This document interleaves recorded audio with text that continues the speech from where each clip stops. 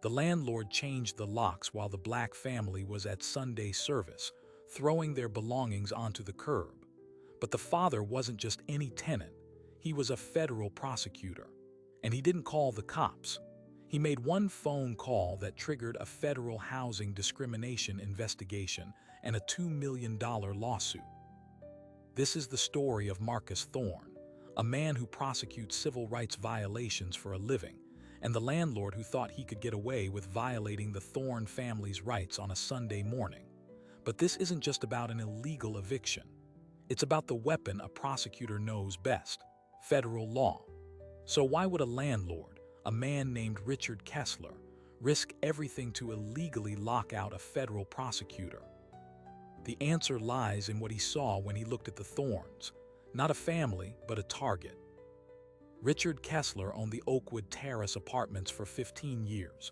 He saw the neighborhood changing and, in his mind, changing for the worse. To him, the Thornes weren't ideal tenants. They were a symbol of that change.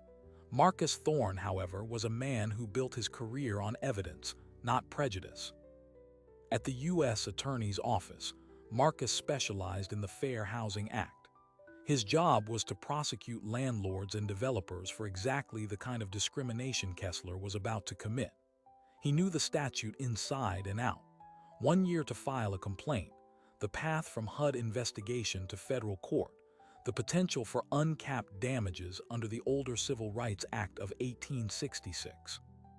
He'd secured settlements for other families, but he never imagined he'd need that knowledge for his own. The Thornes moved into apartment 4B in the spring. Marcus, his wife Alina, and their 2 young daughters. They were model tenants. Marcus's salary from the Department of Justice meant the rent was always paid by the first of the month, via automatic transfer. The neighbors knew them as the quiet family in 4B, the ones whose girls drew chalk rainbows on the sidewalk. Kessler's issues started almost immediately. A maintenance request for a dripping kitchen faucet took 3 weeks to be addressed. When Alina followed up, Kessler showed up at the door, not with a tool, but with a complaint. He mentioned the noise of the children playing in the afternoons. He pointedly noted how full the building's small lot was when Marcus parked his government sedan. Then came the first written notice, slipped under their door in June. It cited a vague violation of an obscure clause in the lease: excessive foot traffic. It demanded a meeting. Marcus, thinking it was a misunderstanding, emailed Kessler to schedule a time. Kessler didn't respond to the email. Instead, he began a campaign of quiet hostility.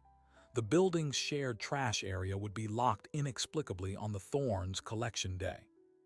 A package for Alina was misplaced by the building manager, who worked for Kessler. Marcus documented everything. The prosecutor in him recognized the pattern. He started a file just like he would for a case at work. Dates, times, witnesses. He knew that under the Fair Housing Act, harassment based on race or family status was just as illegal as an outright denial. But he held back, hoping professionalism would prevail. He was, after all, a federal employee. Making a formal complaint carried its own risks. Kessler, meanwhile, was operating on a different set of assumptions. He dealt with problem tenants before. He used what the industry cynically calls self-help evictions, making life so uncomfortable that people leave on their own, cutting off utilities, changing locks, removing property. In most states, these acts are illegal without a court order, but Kessler believed the system moved too slowly for tenants to fight back. He'd done it before and it had worked. He saw a young black family, and he saw vulnerability. The pressure escalated in August. Kessler issued a formal and baseless lease violation for unauthorized occupants, claiming the grandparents' weekend visits violated policy. He threatened a 3-day pay or quit notice if a fictional fine wasn't paid. Marcus, now certain of the game being played, responded not with a check but with a letter. It was written on his personal stationery, but its language was unmistakably legal. It cited the Fair Housing Act. It mentioned the pattern of harassment. It stated that further actions would be met with a formal complaint to the Department of Housing and Urban Development. This letter was Kessler's turning point. He didn't see a warning, he saw a challenge, a threat to his authority. In his mind, the Thorns had declared war, and he decided his response would be total and immediate. He waited for a Sunday. He knew the Thorns attended the 11 a.m. service at Calvary Baptist every week without fail. He watched from his truck as the family, dressed in their Sunday best, drove away. Marcus in his charcoal suit, Alina in a yellow dress, the girls with ribbons in their hair. Then Kessler went to work. He called his nephew, who managed a hardware store. They didn't file paperwork with the court. They didn't call the sheriff. They simply brought a heavy-duty deadbolt and a power drill to the door of apartment 4B. They emptied the apartment with a brutal efficiency born of practice. Furniture, clothes, books, the girls' toys, all hauled out and deposited in a haphazard pile on the curb.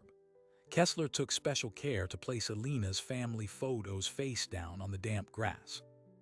As the last box hit the sidewalk, Kessler screwed the new lock into place.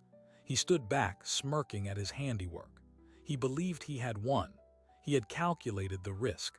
An angry phone call, maybe a visit from local police who would call it a civil matter. He was utterly unprepared for what came next. Because at that moment, the Thorn family was pulling into the church parking lot. Marcus helped his daughters out of the car, his mind still on a brief he had to finish for work the next day. In exactly 90 minutes, they would return home, and Marcus Thorn would find his entire life, quite literally, thrown into the street. The minivan turned onto their street just before 1 p.m. for a second. Marcus thought there had been a fire. Then he saw his own leather armchair perched on top of a mountain of their life, and his blood went cold. Alina's hand flew to her mouth, stifling a cry. In the backseat, the girls fell silent, confused by the strange sculpture of their belongings on the curb.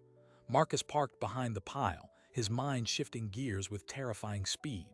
The prosecutor assessing a crime scene pushed aside the stunned father.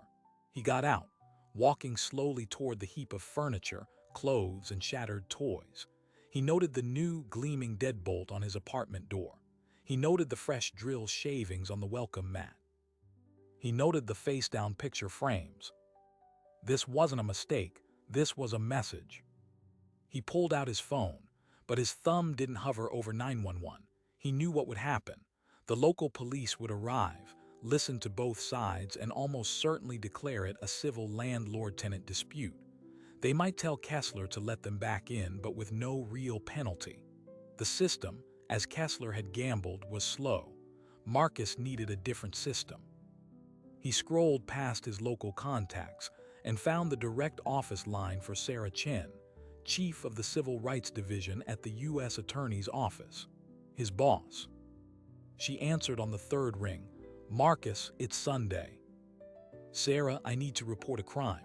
A federal housing crime, and I'm the victim." There was a beat of silence on the line, then the sound of a chair scraping back. "Tell me everything, from the beginning." As Marcus spoke, his voice steady and clinical, Alina began salvaging what she could. Neighbors had started to gather, drawn by the shocking sight. Some offered help, their faces etched with sympathy and anger. Others watched from behind curtains. One older woman, Mrs. Gable from 2A, approached Alina with a box of trash bags. "He did this to the Rodriguez family last year," she whispered. "They just left, couldn't fight." That single sentence was a seismic piece of evidence. A pattern. Marcus stored it away as he finished his call with Sarah Chen. "Don't touch anything else," Chen instructed. "Document it all with your phone. We're going to treat this as a potential pattern or practice case.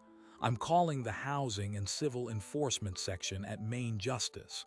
They'll want HUD to open an immediate complaint. Where will you go tonight?" Marcus looked at his family, then at the pile of their life. "I don't know." "Find a hotel. Save the receipts. This is now a federal investigation.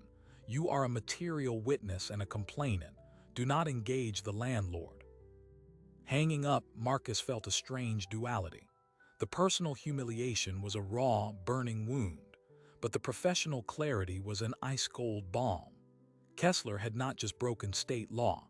He had potentially violated Title 8 of the Civil Rights Act of 1968, the Fair Housing Act.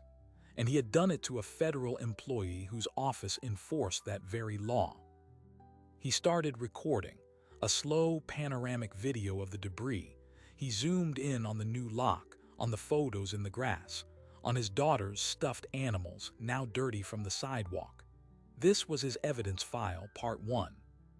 Across the street, the blinds in the building's manager's office twitched. Richard Kessler was watching. He saw the family standing there, saw the neighbors helping.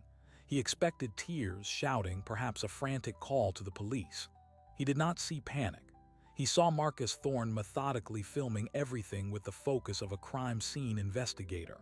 A trickle of doubt, cold and sharp, seeped into Kessler's certainty. He stepped outside, adopting his most authoritative pose. "You're trespassing. You need to remove your junk from the property and leave." Marcus lowered the phone. He looked at Kessler, and for the first time, Kessler saw the full weight of the man's gaze. It wasn't the anger of a humiliated tenant. It was the calm, assessing stare of a prosecutor who has just seen a suspect hang himself. "Mr. Kessler," Marcus said, his voice quiet but carrying, "you have just committed an illegal lockout, which is a wrongful eviction in this state. More importantly, you have likely engaged in a discriminatory housing practice under federal law. My office has been notified." Kessler scoffed, puffing out his chest. "Your office? What, your temp agency? Get your stuff and go. The lease is terminated." "The lease is a contract. You have no court order for eviction. What you have is a self-help eviction, which is illegal. And given the documented history of harassment directed at my family, a black family with children, this action forms a pattern of discrimination based on race and familial status." Marcus was speaking legalese now, the language of statutes and codes. The neighbors listened, rapt. Kessler's smirk faltered. This wasn't going like his previous encounters. "You're crazy," Kessler blustered. "I want you off my property now, or I'm calling the cops." "Please do," Marcus said, almost gently. "I'd like a police report for my federal complaint." The standoff was broken by the arrival of a black sedan. A woman in a professional blazer got out, followed by a man with a camera. It was a local news reporter, tipped off by a neighbor who had seen the viral potential in the scene. Kessler, seeing the camera, instinctively turned away, but it was too late. "Mr. Kessler, can you explain why this family's belongings are on the curb?" the reporter asked, shoving a microphone toward him. The story began to fracture into two parallel realities. In one, the Thornes, with the help of stunned and furious neighbors, loaded what they could salvage into a rented truck. They drove to a hotel, a temporary limbo paid for with a government credit card Sarah Chen had authorized. The girls were confused and quiet. Elena held herself together with a fierce, silent dignity. In the other reality, the digital one, the story was already spreading. The reporter's clip aired at 6. It showed the pile of belongings, Marcus's calm, damning explanation, and Kessler's flustered retreat. By 8 p.m., it was on social media.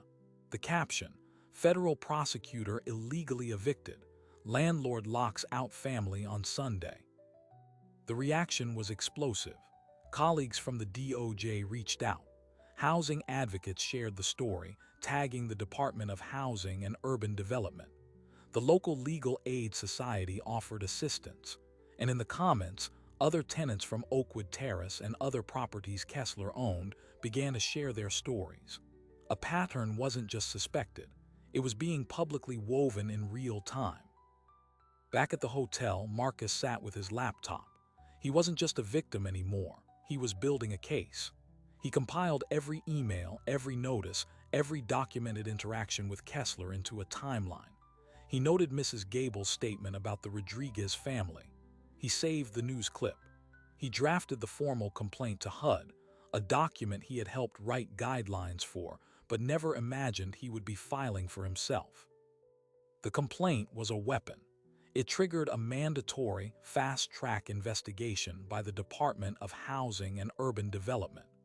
Because it alleged discrimination, HUD had 1 year from the date of the incident to complete its investigation. But Marcus knew that given the severity and the victim's profile, it would move much faster. At 9 p.m., his phone rang. It was a number from Washington, D.C. Marcus Thorne, this is David Park, senior trial attorney with the Housing and Civil Enforcement Section at the Department of Justice.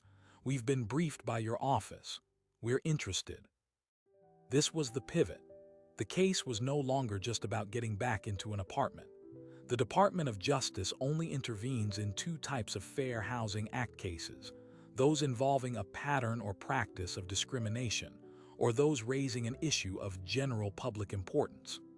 Marcus's case, with a growing online dossier of similar allegations against Kessler, was starting to look like both. We want to send a team, Park said. We'll want to interview you and your wife. We'll want to see your evidence. And we may want to depose the landlord under oath. Is your family safe? We're safe, Marcus said, the weight of the federal machinery now fully behind him feeling both empowering and surreal. Good, don't speak to the landlord again.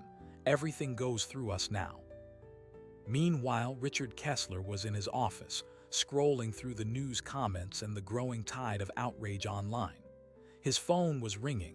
Reporters, his lawyer, a confused property insurance agent. His earlier bravado was crumbling into a frantic, defensive anger. He called his lawyer, a local real estate attorney named Ben Croft. They're saying I discriminated. That's ridiculous. I just evicted a problem tenant. Croft, after listening, sighed audibly. Richard, did you change the locks without a court order? He was in violation. That's not how it works. And you did this to an assistant U.S. attorney who works in civil rights. Are you out of your mind? He can't use his government job to bully me. He doesn't need to, Croft said, his voice grim. He just needs to use the law you broke. The federal government can now sue you on his behalf. They can seek damages for him, and they can seek civil penalties from you. They can also force you to change all your business practices. This is no longer a local eviction case. This is a federal civil rights lawsuit waiting to happen. Kessler fell silent, the reality finally dawning. He was no longer the predator. He was the prey, and the hunter had the full resources of the United States Department of Justice. What do I do? He asked, his voice small. You let them back into the apartment immediately. You issue a public apology. You hope they accept a settlement and this doesn't go to court. But it was too late for that. Marcus Thorne, following the advice of the DOJ, had no intention of speaking to Kessler. The time for negotiation was over. The mechanism of federal enforcement was now in motion, and its first step was not a conversation, but a subpoena. The following morning, a certified letter arrived at Kessler's office. It was from the U.S. Department of Justice. It demanded the preservation of all documents, emails, and tenant files related to Oakwood Terrace and his other properties. It requested a meeting, and it formally notified him that he was under investigation for violations of the Fair Housing Act. Kessler held the letter, the official seal feeling like a brand. He had thought he was playing a game of intimidation with a tenant. He now realized he had accidentally declared war on the United States government. And as he stared at the pile of his own tenant files, he knew with a sinking certainty that his own records contained the very evidence that would bury him. Richard Kessler's tenant files were a confession written in bureaucratic code. And when the DOJ's forensic accountant, Anya Sharma, started cross-referencing names with zip codes, a chilling map of discrimination began to emerge. The Department of Justice's demand for documents was a net thrown into dark water. Kessler and his lawyer, Ben Croft, spent a panicked week deciding what to turn over. They couldn't destroy anything. The subpoena carried the threat of obstruction charges. So they provided boxes of records, hoping the sheer volume would bury the story. It did the opposite. Anya Sharma, in a sterile government office 3 states away, began the digital archaeology. She wasn't just looking at Oakwood Terrace. The DOJ had expanded the request to include all 6 of Kessler's properties. She built a database: tenant names, racial demographics of the neighborhoods, rent payment histories, maintenance logs, and most importantly, the records of evictions and lease terminations. The pattern was stark, and it was mathematical. In the 2 properties located in predominantly white, affluent zip codes, eviction filings were rare and followed meticulous legal court procedures. Late payments were met with grace period notices and payment plans. At the 4 properties in transitioning majority-minority neighborhoods like Oakwood Terrace, the story was violently different. Here, self-help, lockouts, and aggressive lease violations were the first resort, not the last. Maintenance requests went unanswered until tenants broke down and moved, and the notes in the files were telling. Next to certain tenant names, Kessler had scribbled codes: FS for family size, NC for neighborhood concerns, and simply UW, which Anya deduced stood for undesirable. This was the pattern or practice the DOJ needed, but they wanted the human cost. So, a team of investigators working with local housing groups began knocking on doors. They found the Rodriguez family, who had been locked out the previous year. Maria Rodriguez, a single mother of 3, broke down in her new, smaller apartment as she described the same Sunday morning tactic. They found the Jackson family, who had been harassed over their son's disability. Each story was a mirror of the Thorn, just with less resources to fight back. Marcus, sequestered in an extended-stay hotel with his family, was both a client and a consultant. He reviewed the emerging evidence with David Park from the DOJ. It was surreal, analyzing the blueprint of his own discrimination. "He didn't know I was a prosecutor," Marcus said one evening, staring at a spreadsheet. "This is just his standard operating procedure. We just happened to be the wrong family to try it on." The pressure was taking its toll. Elena was struggling with anxiety, jumping at every knock on the hotel door. The girls missed their home, their routines. Marcus was trying to work his normal job while being the central witness in a case that was consuming his life. The personal and professional had fused into a constant, low-grade stress. Meanwhile, Richard Kessler was unraveling in public. A local newspaper, building on the DOJ investigation, published a deep dive titled "The Lockout King." It named former tenants, quoted the damning file codes, and featured a photograph of Kessler's smirk from the original news clip. His other properties began to empty. Would-be tenants, seeing the news, went elsewhere. His insurance company called, threatening to drop his coverage. The local housing authority announced an audit of all his properties for code violations. In a desperate move, Kessler fired Ben Croft and hired a high-powered, aggressive civil rights defense attorney named Victoria Thorne, no relation to Marcus. Her strategy was not to apologize, but to attack. She filed a motion to dismiss the DOJ's investigation, arguing it was a vindictive abuse of power motivated by Marcus Thorne's personal vendetta. She leaked parts of this motion to a sympathetic news outlet, trying to reframe the narrative.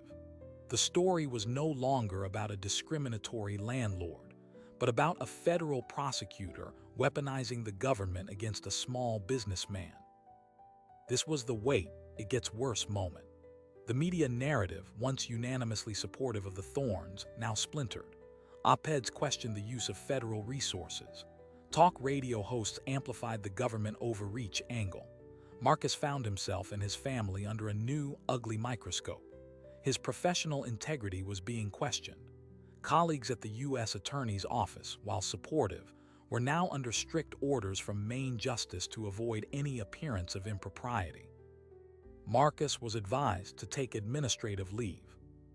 He was now in a limbo worse than the hotel, professionally sidelined, personally traumatized, and publicly smeared.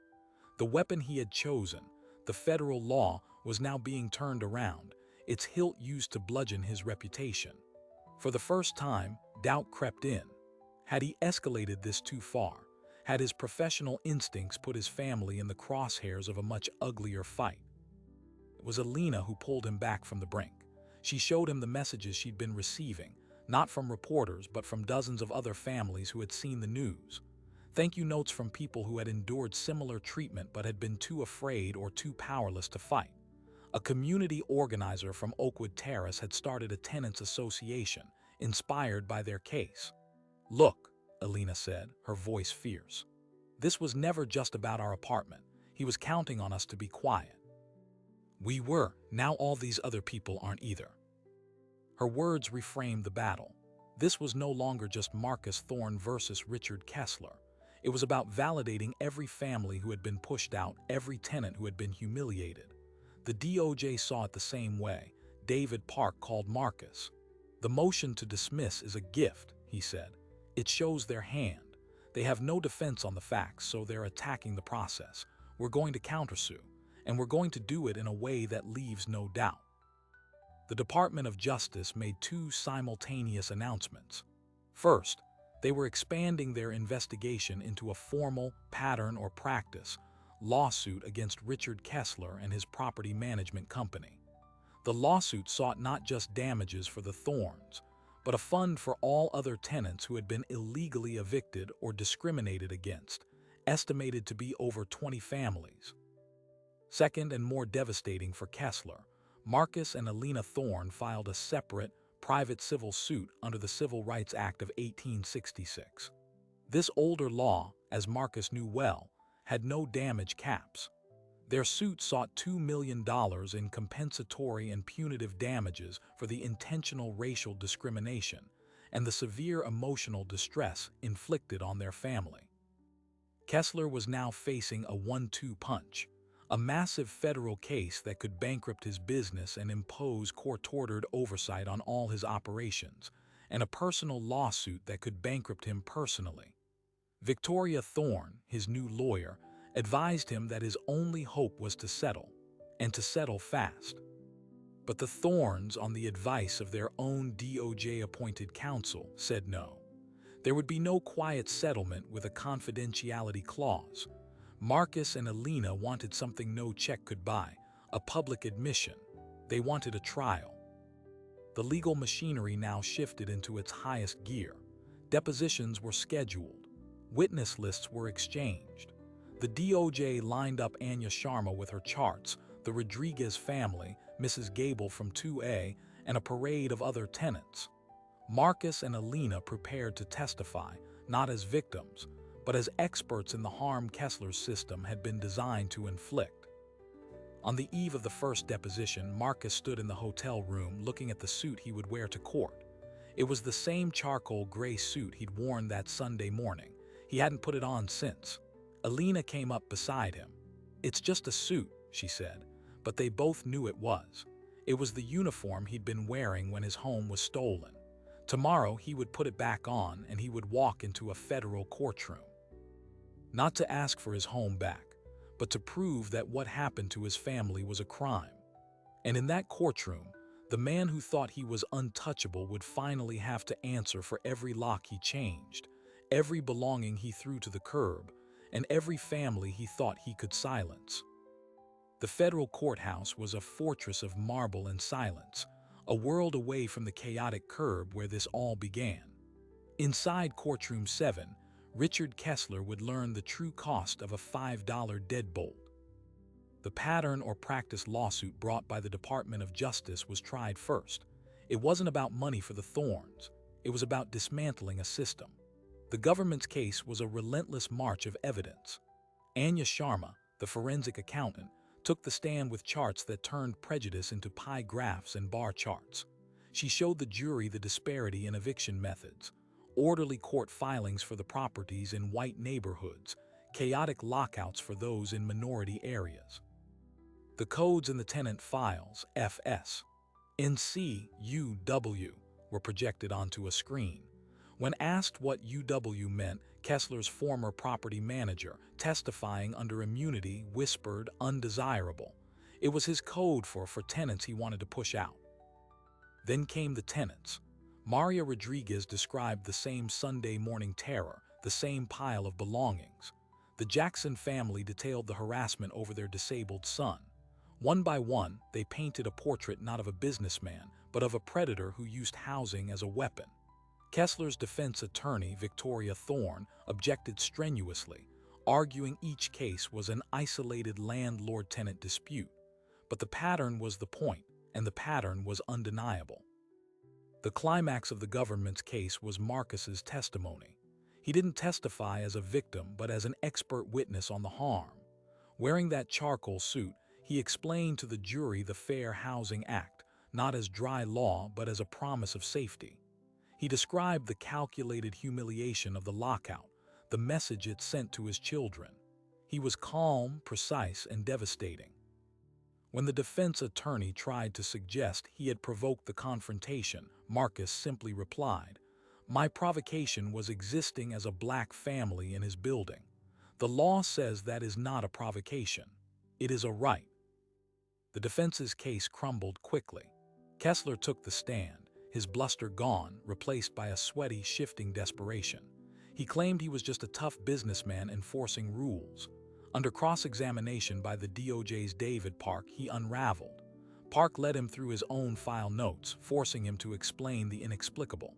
Why was a 3-day late payment in one neighborhood met with a friendly call, but in Oakwood Terrace it triggered an immediate lockout? Kessler stammered. He contradicted himself. He finally snapped, "I run my properties how I see fit."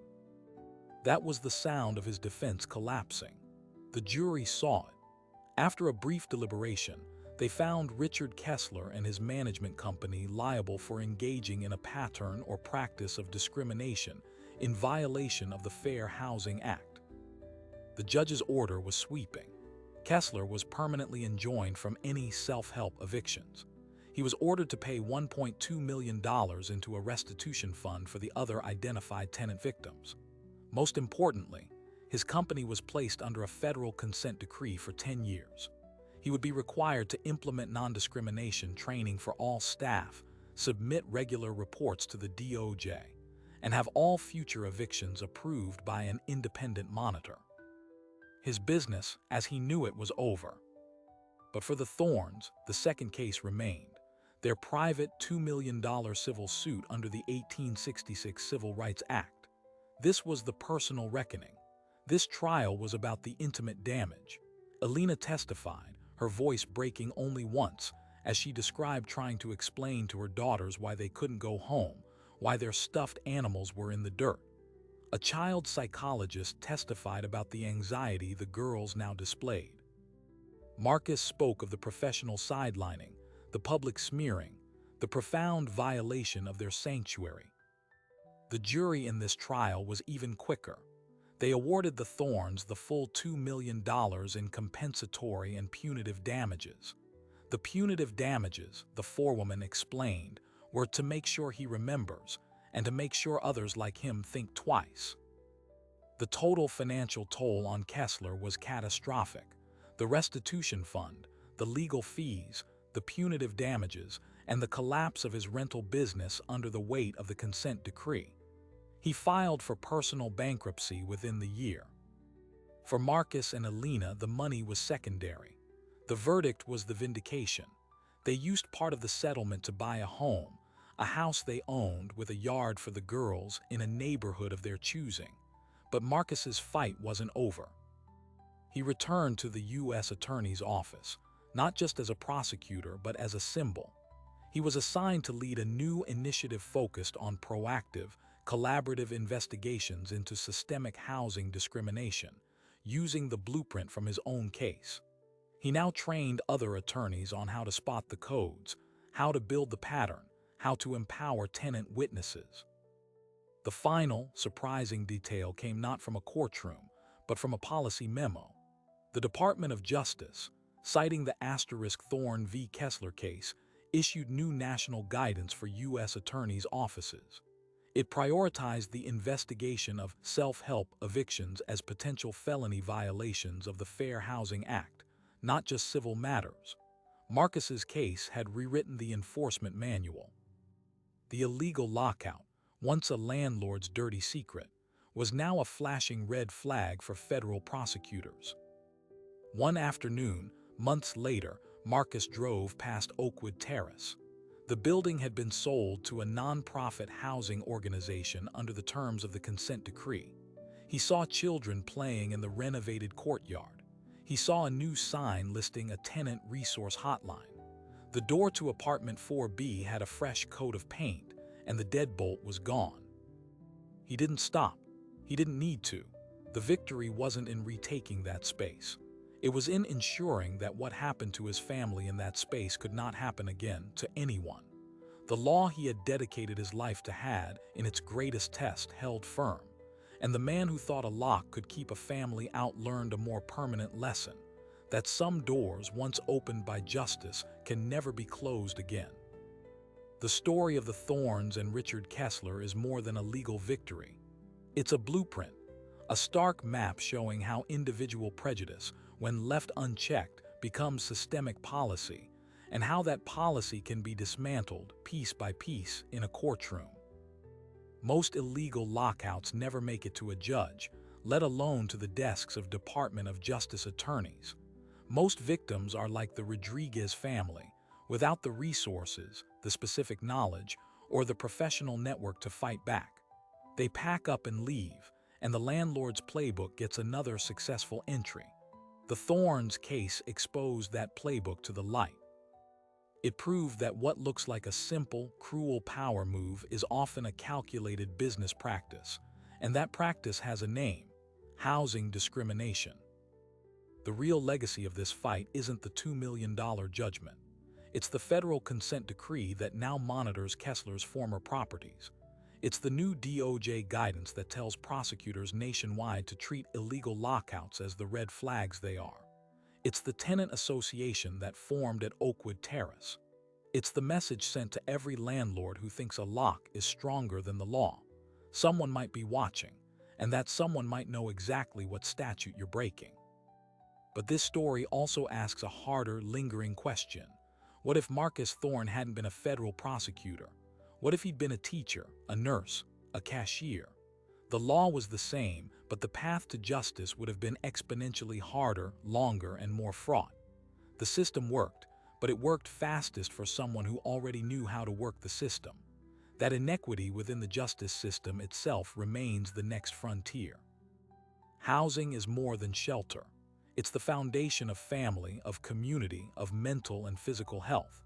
To weaponize it, to use a home as a tool for humiliation and exclusion, is one of the most intimate forms of violence our legal system can address. The Fair Housing Act is a promise, written in 1968, that your address cannot be determined by your race. Every case like this one is a test of that promise. So the next time you see a moving truck, or a new neighbor, or a for rent sign, remember the machinery that might be whirring just beneath the surface. Remember the codes in a file, the timing of a lockout, the calculated cruelty of a Sunday morning. And remember that in a country of laws, those laws are only as powerful as the people who choose to invoke them. If you found this story of justice and consequence compelling, make sure to subscribe. We uncover the real battles happening in plain sight, where ordinary people confront extraordinary power, and the results change more than just their own lives. Your subscription helps bring these crucial stories to light. Thanks for watching.